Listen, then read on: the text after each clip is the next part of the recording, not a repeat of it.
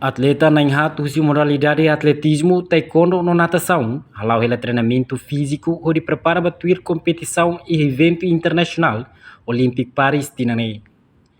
Ter informação na base jornalista Timor Post acesso a página Facebook Comitê Olímpico Nacional Timor-Leste Nien e a quinta-feira Loronida Fulang Agosto tinane.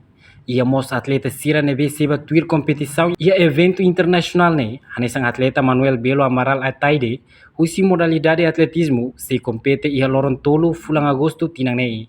Nunemos atleta Ana da Costa usi modalidade taekwondo se compete e a Loronhito Fulang Agosto ne, enquanto a atleta na Rua Selo usi modalidade natação, Joalino Guterres se compete e a Loronida Fulang Agosto tinane. Nomos atleta Imelda Felicitas Ximenes Belo se compete Lorontolo Fulang Agosto tinanei.